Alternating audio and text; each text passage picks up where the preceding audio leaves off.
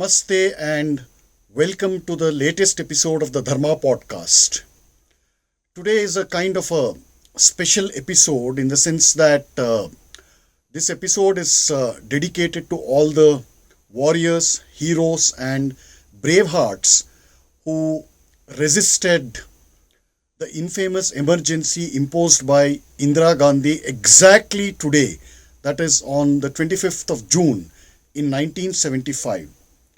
Much has been said and written about the emergencies and the kind of atrocities that Indira Gandhi, Prime Minister Indira Gandhi, her younger son Sanjay Gandhi, and his entire cabal inflicted upon lakhs and lakhs of ordinary innocent citizens of India. As we all know, Chief Justice of Allahabad High Court, Justice Jagmohan Sinha, he set aside Indira Gandhi's election and afraid of losing power, Srimati Indira Gandhi imposed the emergency on June 25th, 1975. There are thousands of horror stories, sufferings that people have undergone during that dark period. Emergency lasted for 19 months, as we all know, and its full report of all the excesses committed during the emergency has come out in the form of the Shah Commission report, which Indira Gandhi promptly destroyed. All copies were destroyed after she returned to power once again in 1980. In today's episode, we will examine some of the little known stories and some of the major phenomena and different currents, both political, social, economic, and the kind of long-term consequences that the emergency has had for the nation, nearly 50 years later. And it's not incorrect to say that we have still not kind of recovered from that dark past. So with that a brief preface, we can look at a few bits of commentary on the emergency. At the outset, the emergency of 1975 was an all-encompassing assault on the Indian Constitution and democracy, but this assault can be looked at in a very superficial fashion. I'll explain, going forward. It will be clear. But in reality, the emergency was a fatal invasion of the Indian national spirit from which we will probably never recover. These are strong words, but, as the recent history, post-emergency history of India shows, and all the consequences show, this is not a far-fetched claim. And as horrid as the emergency was, what happened after the emergency is more significant from my perspective, because look at this. None of the central villains of the emergency were punished. Some of them have died, some of them survive, and they're pretty much thriving. They haven't really lost anything in that sense. They've not been punished. So, as a first point, barring a handful of honorable exceptions, a majority of the men and women who briefly replaced the Congress government after the emergency, that is the Janata government which ran between 1977 to 1980. So, barring very, very few honorable exceptions, all the people in power in Janata government had been actually fed, and they had lived their life by drinking the Congress and the communist milk. So how would they be any different? How would they behave any different once they got power? And these people, these politicians, ministers, were primarily driven by a twofold motive. One was vindictiveness against Indira Gandhi personally and her Congress party, and two was a desire to maximize their unfulfilled lust for power, which was now in their hands. like I said, very few people in the Janata government were not at all motivated by national service. They were motivated by vengeance against Indira Gandhi, Sanjay Gandhi and the Congress party, and two, for wielding political power. That's all it is. And as history shows, the Janata government lost both power and revenge within just 3 years. And the epitome of this phenomenon of lust for power is Charan Singh, Chaudhary Charan Singh. He had delusions of his own infallibility, and these delusions actually made him trust someone like Indira Gandhi, who verbally promised him to, coronate him as a prime minister with her support. And the second point, let's come to the second point, which is fairly obvious. So one of the first things that Indira Gandhi did after returning to power in 1980 was to undo everything that the Janata government had done against her, but something else had fundamentally changed after she returned to power. Some of the emergency villains had now been replaced by hardened criminals who were handpicked from Sanjay Gandhi's brigade of brigands, also known as Youth Congress. Their careers had soared overnight because they had now become cabinet ministers. You see how this is playing out. And Indira Gandhi and Sanjay Gandhi's style of politics had single-handedly created these monsters who became cabinet ministers. I don't mince any words. This is all this material is on record. Read the Shah Commission report, other books that came out on the emergency. Anyway, and that is why when, the late George Fernandes, when he observed the kind of people who were now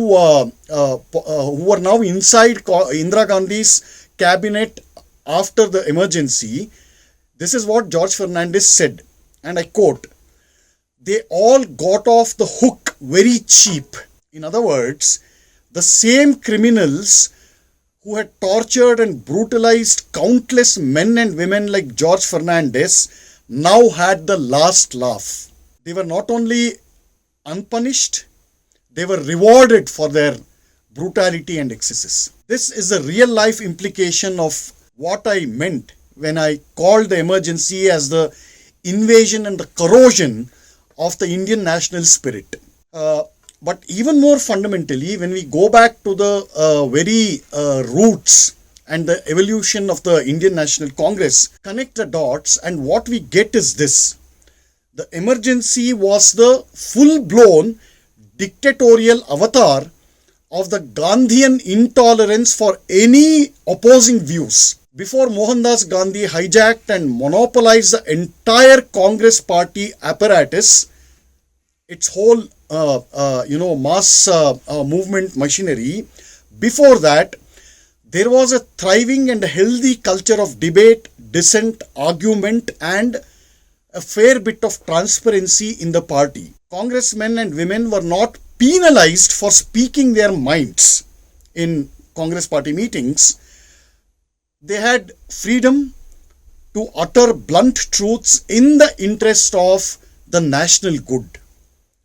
But Mohandas Gandhi's non-violent intolerance slaughtered this culture of transparency and openness almost overnight. Not only did Gandhi monopolize the Congress party, he monopolized the freedom struggle itself. And I'll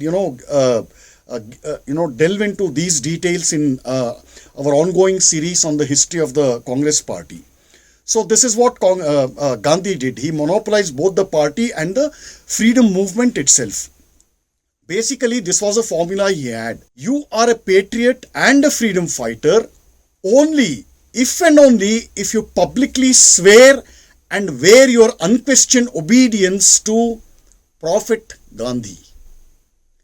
The similarities to Prophet Muhammad in this case are eerie. It is said in the Islamic scripture that a true Muslim is one who emulates the Prophet's life 100%. And in this case, A true Gandhian was one who wore the khadi, spun the charka, drank goat's milk, professed non-violence, and went on fasting.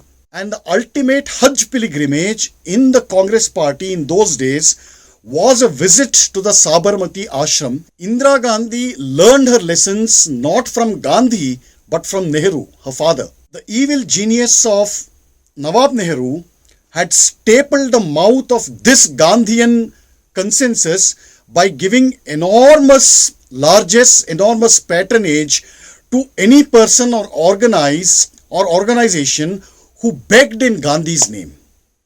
To a large extent, Indira Gandhi followed the same precedent as her father until the time that this old Gandhian breed had withered away on its own. But after she built her own darbar, she neither had the use for Gandhi nor for her own father. Classic case of dictatorship and concentration of power. And so, when Indira Gandhi split the Congress party in 1969, the question arises, which party did she actually split?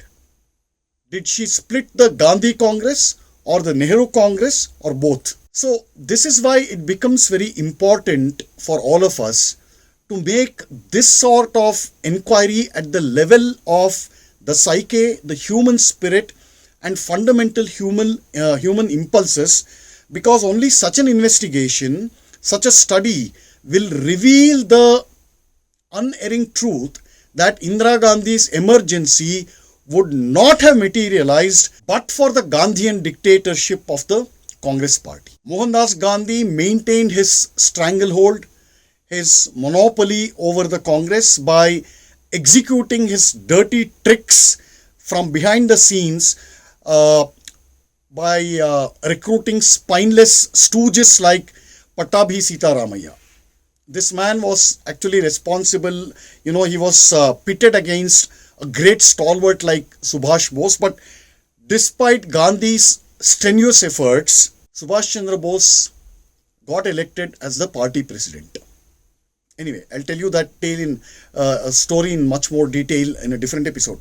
Anyway, so Indira Gandhi similarly used chief ministers, party leaders and later, much later, her own son Sanjay Gandhi to do the same thing that Gandhi had done to Subhash Bose, for example. The difference between Mohandas Gandhi and Indira Gandhi is only in methods and tactics and people, but the fundamental nature of such manipulation is the same. But then there is one more fundamental difference between the Gandhian and the Indira Gandhian dictatorship, and it is this. Indira Gandhi single-handedly smashed the ethical foundations of Bharatavarsha by corrupting them at the very apex, at the very summit, in her own office and in her home, in her residence.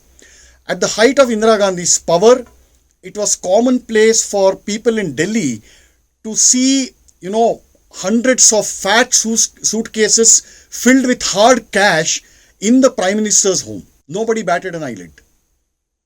Forget raising a voice. It had this suitcase culture had become normalized because it was being carried on right within the Prime Minister's home. What is also important here is to look at the phenomenon, look at the events that preceded the emergency by several years.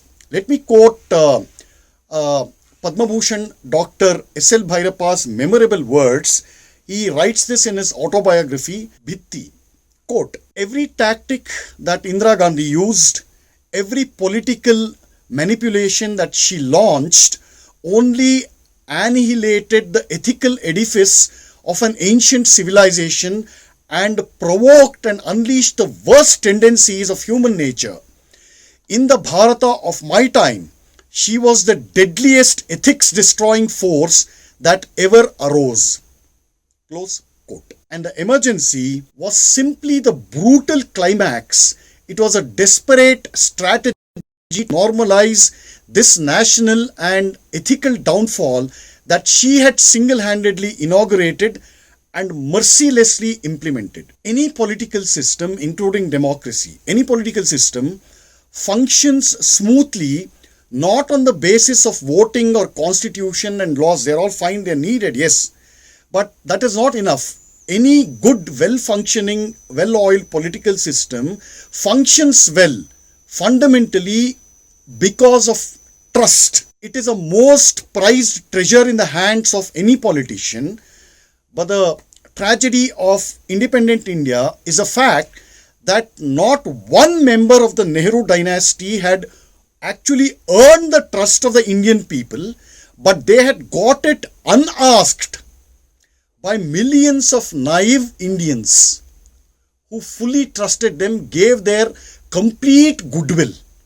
And the full credit for breaking and repeatedly criminally breaking this trust goes entirely to Srimati Indira Gandhi. She not only broke ancient India's inherited ethical foundations by breaking this trust, but in doing so, she debased the entire nation. And I still wonder how many decades that this country, with this Punya Bhumi, how many decades it will take to fully recover from the after effects of the ongoing Indira epidemic. The emergency was also a prolific crime factory that prolifically generated and empowered the worst dregs of the society. We all know, some names are really well known, but none is more notorious than Bansi Lal. He was the robber baron from Haryana who became its chief minister for a record 4 times. The chief among his qualifications included throwing lavish parties for Sanjay Gandhi's relaxation at a place known as Pinjore Gardens, a very opulent, place. So if you look at the news archives, commentary and other reporting of that period, they all narrate in a hush-hush manner how Bansi Lal took the extra precaution to click pictures which revealed exactly what went on at those parties. Bansi Lal also took the same precaution by recording all telephone conversations with the Crown Prince, Sanjay Gandhi. Simultaneously, Bansi Lal had also quickly grasped another truth, that Sanjay Gandhi was the golden key that unlocked Indira Gandhi's corrupt darbar. In fact, he openly boasted about the powerful hold that he had on Sanjay Gandhi, and I'll quote his own words. Quote, "I have taken possession of the calf, and naturally the cow is always at my beck and call." And this man, Bansi Lal, was elevated to the position of India's defense minister during the emergency. But what he did in that such an important ministry is a story for another day. And around the same time of emergency, this is what Bansi Lal also did, and this is a very heart-wrenching story. It is very difficult to narrate it, but in the interest of public service, it has to be told. People must be made aware of all these stories, which have unfortunately been hidden for nearly 2 generations. Bansi Lal's fiefdom, his citadel, was a town named Bhiwani in Haryana. And in Bhiwani, there was a small but independent-minded Hindi newspaper titled Chetna. This paper had the awesome guts to criticize, condemn and stand up to the bullying tactics, oppressive tactics of Chief Minister Bansi Lal. And Chetna was run by a man named Rabindranath Vasisht and his son Devabrata Vasisht. So Rabindranath Vasisht was a veteran journalist and editor. In July 1974, that is almost a year before the emergency, Bansi Lal decided that he had to punish Chetna. So one evening, a municipality officer arrived at the Chetna office, and he was accompanied by workers who were wielding crowbars, axes and spades, and without warning, they began smashing the front portion of Chetna's office building. And when Rabindra Basisht asked them why they were doing this, that municipal officer told him, "Look, sir, this is an unauthorized extra construction, so we have been ordered to take it down." So Rabindranath then went inside and promptly showed this officer all the government records and documents that had sanctioned the construction. So a lot of heated argument erupted, and finally the municipal officer said, "Look, sir, we are really helpless. We are only following the orders coming right from the top. But here is my friendly suggestion.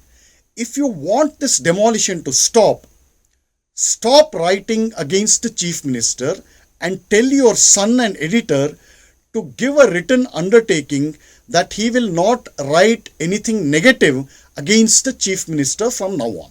But both father and son, Rabindranath and Devabrata Vasisht, they shot back immediately. They said, "We are running an independent newspaper, not a bania shop." And as a result, as expected, matters quickly escalated, and in a couple of days, Rabindranath Basisht was arrested on fake charges and he was later released on bail. But this release was just the calm before the real storm. In the early morning of 26 June 1975, emergency, the deadly dawn of emergency, on 26 June 1975, a contingent of policemen descended on the home of Rabindranath Vasisht and arrested both father and son. A massive 13 false cases were filed against them. But instead of, bowing down in fear, this action, this atrocity only steeled their resolve. Both Rabindranath and Devabrata decided to fight back hard with everything that they had. Devabrata's wife, that is Rabindranath's daughter-in-law, she stepped into the editor's shoes, sat at his desk, and resumed the publication with greater vigor and fervor. As a result, retaliation was swift, brutal, and merciless. Demolition squads unleashed by Bansilal pounded the newspaper's building with great frenzy, and Bansilal's goons began pelting stones every night on the residence of the Vasishts. When even this kind of terrorizing failed to scare them, these gundas barged into the home and began vandalizing the property and inflicting all kinds of damage and instilling terror among the women and children of Rabindranath's family. 3 days later, on 29 June 1975, Devabrata's 17-year-old son, that is Rabindranath's grandson, this teenager was summoned by the district administration. He was given a direct warning, and I quote, "Give us in writing that you and your mother will cease publishing anything against Chief Minister, against Bansilal and his men. We will release your father and grandfather immediately." Or else, this courageous teenager openly refused. He did not bow down. An even worse fate awaited him after this incident. On the evening of February 20, 1976, as this boy was returning home, he found that the street lights on his road had been completely smashed. And the next thing he knew, Bansilal's rowdies emerged from the darkness and assaulted him with wanton savagery, very brutally. This boy was thrashed with iron rods and lathis and sticks. He was beaten with metal chains and he was mercilessly whipped with belts. The teenager lost consciousness and he lay bleeding on the roadside for 6 hours. No help came. And finally, when his extended family, friends, well-wishers, they approached the local doctors, no doctor was willing to visit the Vasisht residence or help this poor boy. The dread of Bansilal had overpowered their sense of duty. even basic medical ethics, basic human compassion. Likewise, the police too refused to file an FIR against the unknown rowdies. After much persuasion, a courageous doctor visited the home of Rabindranath in a car with thickly curtained windows. He did not want to be seen by anybody. By now, Devabrata's teenage son was almost knocking on the doors of death. He was quickly transported to the Rohtak Medical College, and after a marathon treatment that lasted 31 hours, this teenager, regained consciousness. It was revealed much later that the entire assault against this boy had been masterminded by Bansi Lal's second son, Surinder Singh. This is a brief story of an oasis of courage amid the vast desert of cowardice, fear, and subservience that had made mighty, fearless, and eminent editors and journalists lose their spine. These are the unknown people. These are the anonymous small editors who stood up to emergency, who ensured its defeat. But this is not all. If you actually want to understand the full extent of these eminent editors and journalists of reputed newspapers of that time, some of those guys are still around. They are basically media cowards. If you want to understand exactly how craven they were, this is the character certificate that Bansi Lal himself has given about these editors. Quote, "I don't approve of journalists. Once I gave a hard slap to, what's his name? He calls himself a special correspondent. Special, my foot. There was a woman out there in Chandigarh, some deputy director of something. Both this special correspondent and another chap from the Tribune newspaper used to fuck this woman. Sorry for the language." Continue quote. "They went and wrote an editorial against me. I told the police station not to let the newspaper continue that way. Just burn them. Just burn the building, I ordered. This journalist had been a friend of mine at one time. I had done many favors for him. I had passed so many orders on files for him. Do you know what I did? I just went to Chandigarh and passed just the opposite orders on all the files." Close quote. These journalists were India's forerunners of the Rajdeeps and the Barkhas of the liberalized India of today. The descent has been swift and the conclusion is logical. These people, commonly known and rightly known as media dalals, news traders, they deserve every bit of public outrage and shaming that comes their way. But you know what is the tragic footnote? Bansi Lal was never punished. Nor was his close buddy V.C. Shukla. He was not punished. V.C. Shukla was Sanjay Gandhi's personal Goebbels, the Nazi propaganda minister. Neither was Pranab Mukherjee, who was another favorite man of Sanjay Gandhi. In those days, Pranab Mukherjee raided our nationalized banks by intimidating the bank chairmen or kicking them out. Neither was D.K. Barua, Devkant Barua. He was not punished.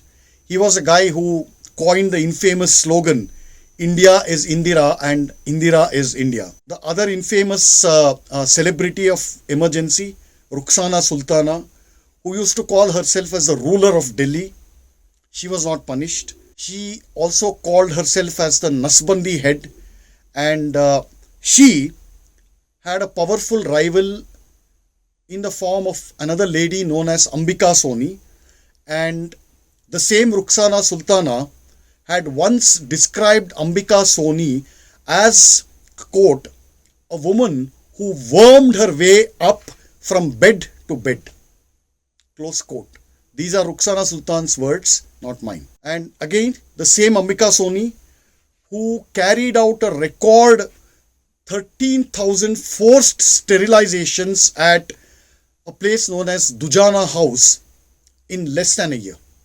13,000 forced sterilizations of virile young men. She was not punished. Another person, another emergency villain who was not punished was D.P. Chattopadhyaya.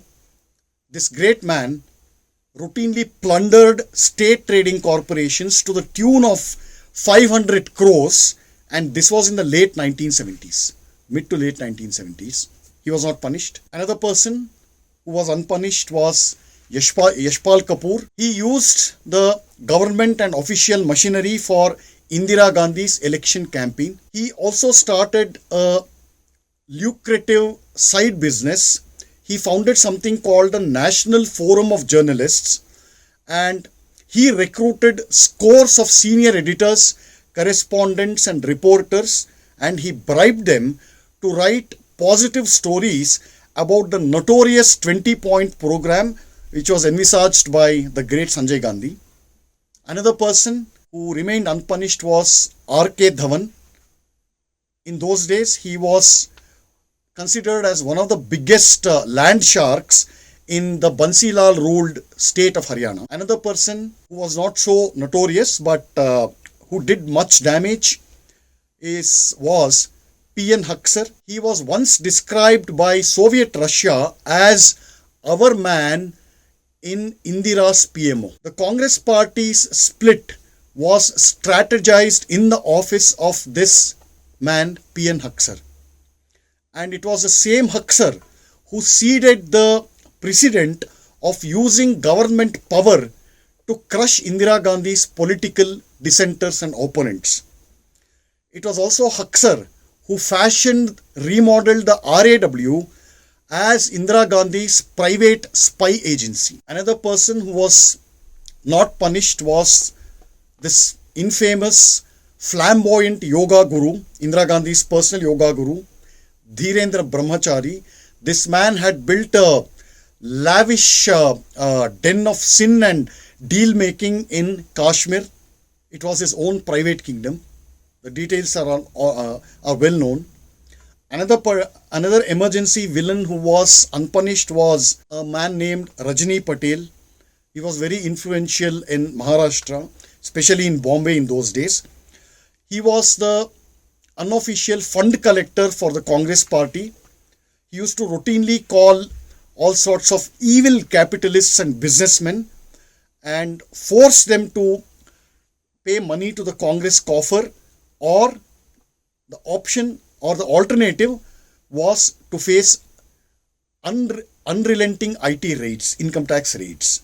By the way, the Bollywood actress Amisha Patel is the granddaughter of this Rajni Patel. Another severely notorious figure who was unpunished for his excesses in emergency was N.D. Tiwari. He was a powerful chief minister of Uttar Pradesh, and he was very close to Sanjay Gandhi. Or perhaps one of the most notorious figures of the emergency was Naveen Chawla. I think he was the lieutenant governor of Delhi in those days. His boss obviously was Sanjay Gandhi, and he was known as the butcher of Turkman Gate. So, I mean, the list is endless, almost endless, but these are some of the major villains of the emergency and a brief of, their misdeeds. If anything, all or most of these emergency villains were rewarded and not punished for their emergency excesses. N.D. Tiwari continued to remain a formidable force for several years, and Naveen Chawla was eventually elevated as the chief election commissioner in the Sonia Gandhi regime. Ambika Soni became the information and broadcasting minister. R.K. Dhawan returned to his former power in the PMO after a brief eclipse under the Rajiv Gandhi government. Pranab Mukherjee became finance minister, defense minister, commerce minister, external affairs minister, and finally the president of India. We can close this partial list here because the villains, like I said, are too numerous to count. And on a closing note, the corrosion of the Indian spirit, the corrosion of the national spirit, patriotism, all the noble values that we hold dear as a ancient civilization, a noble civilization, the corrosion of this, all these values and ideals, plus the corruption of India's ethical foundations that the emergency had symbolized, it had other obvious consequences. The political outcome, the political splinters that the emergency left in its wake eventually acquired frightening power on their own. It's like, the story of Raktabijasura. These splinters eventually became what is known and what has become normalized as regional parties, and the term regional parties for the longest time came with a connotation as if they were parties belonging to a separate country. This is the other deadly consequence that followed the imposition of the emergency. Most of these regional parties, even today, as we see all around us, most if not all of these regional parties, they have taken great inspiration from the emergency. And if you look at all these parties like TMC, Jagan Mohan Reddy's YSRCP, DMK, Sharad Pawar's party, all these guys, all these outfits are notable for becoming family-run parties, private fiefdoms, and they are characterized by intolerance and using the full might of the state to stifle dissenting voices, even mildly critical voices. You see the routine arrests of critical voices that folks like DMK, TMC, sending their police force to different states and picking up YouTubers, picking up people who put out tweets and posts on various social media platforms criticizing these family-run parties and governments. The inspiration comes from the emergency imposed by Indira Gandhi on 25th June 1975. On that note, we can conclude this episode. Thank you so much for watching and tuning in to the Dharma Podcast. If you like this episode, please subscribe to the Dharma Podcast YouTube channel. Like and share our videos, and do let us know your thoughts and feedback in the comment section. As always, we strive to bring in-depth content on various topics related to Sanatana Dharma, Indian politics and culture. And our humble appeal to our audience is to please consider supporting us with whatever you're comfortable. Thank you. Namaste.